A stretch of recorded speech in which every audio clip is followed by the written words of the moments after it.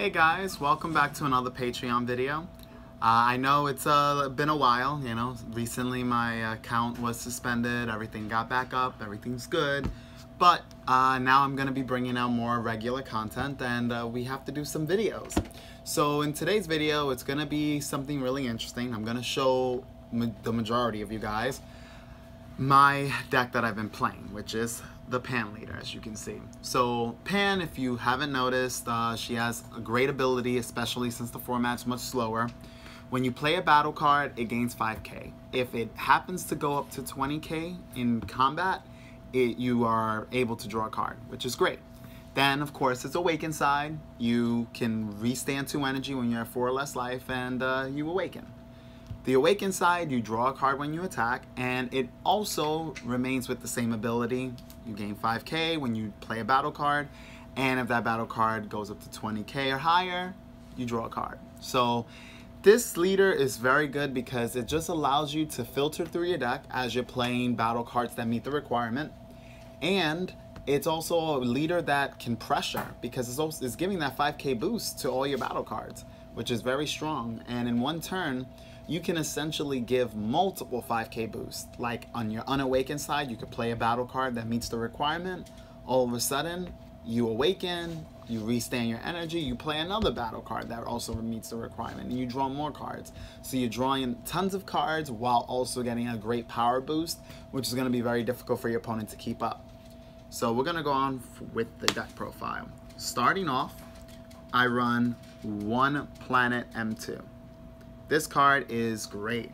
So what the ability is as you can see, it's a field card.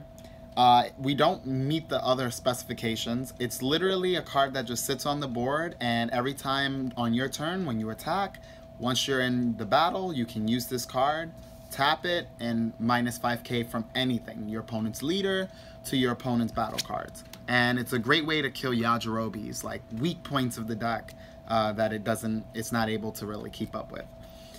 We run 4 Hero Duo Videl. It's our cheap 1 negate. So for 1 red energy, we can negate and also gain combat, gain some combo power. Now what's so great about this card is that I run Chain Attack Zeno, so essentially when I'm playing this card, I can reshuffle all of these negates right back into my deck, and it continually allows me to keep negating my opponent's attacks while still putting pressure on them.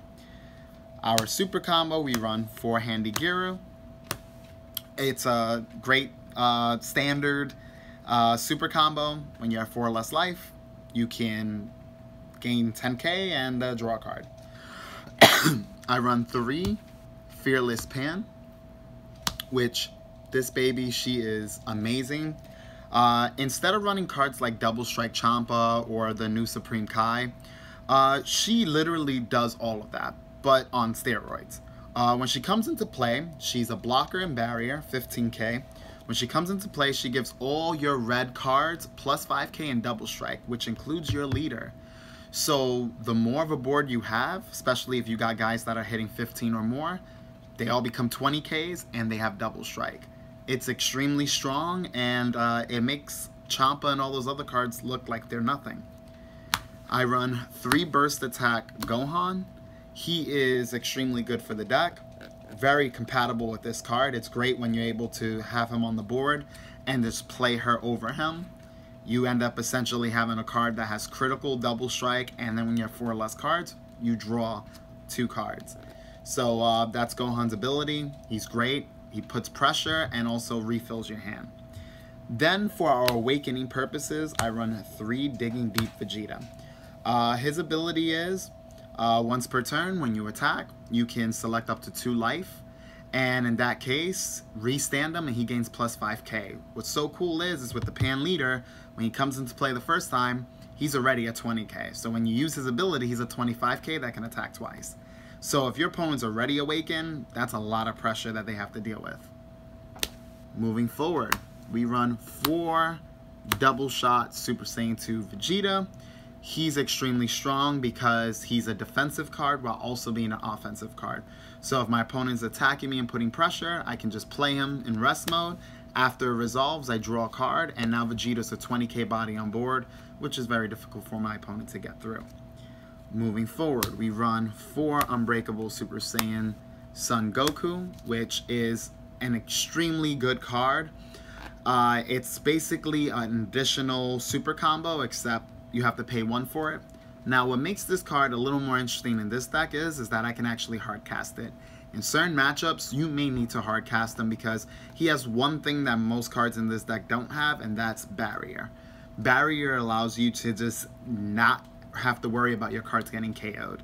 If your opponent has like Piccolos on the board and you're going against like a green-blue variant or decks that like to just pop your guys for free essentially, you drop him and you're good. Plus he gets a 5k value, so he's hitting that 25 when he's summoned.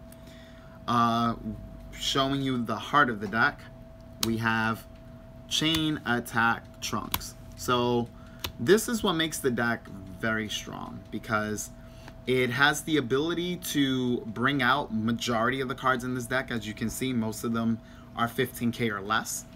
And not only this, but he's able to reset the game with a certain combo. As you guys may already know, Chain Attack Zeno has been a thing for a while, and it's still very strong in this format. Now, going over Foreseen Hit. Foreseen Hit is one of the strongest cards in the game. Red pretty much has a lot of the control cards. And what this bad boy does is, when he comes into play, I look at my opponent's hand and I can select up to 2 battle cards. Now, the reason why this card is absolutely snapped is because I see information, I see my opponent's hand, I can take their super combos, take their battle cards that they need to use for their turn. I can literally just stop them from their own game plan, or I can set them up for game right then and there, which is extremely strong. Moving forward, we have 4 Pride and Justice Topo, which is, he's a powerhouse. He's one of the best cards in pretty much in the game. Essentially, he is able to, when he comes out, he's able to put pressure, and he gets a nice power boost because of our Pan Leader. Essentially, when he's a negate, so on your opponent's turn, if you meet the specifications, if you or your opponent's leader is 15k, which your leader is 15k when it's awakened, you can play him for 2 red energy. When he comes into play during your turn, when you're attacking, if he kills a battle card, he restands. So what's so cool is that you can use them offensively and defensively. Going over our overrun cards, we run 2 Scientist Fu. Scientist Fu is very strong. It allows you to draw cards, 2 cards to be precise. It requires only 7 cards in the discard pile, and he's a 25k double strike body, which is super important. Going over our blue package, we have 4 Sensu Bean, pretty standard, allows us to renew energy and just defend ourselves from several attacks.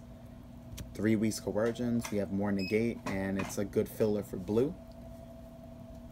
3 Zeno, which again is the heart of the deck. We can continually reset the game, especially if you can keep your Zenos alive, and fortunately you don't have to charge any. So this is the deck. This is something that you guys are only going to be getting. I will have gameplay videos on YouTube, but you guys are the only ones with the actual deck list, so you can actually test it thoroughly and enjoy it.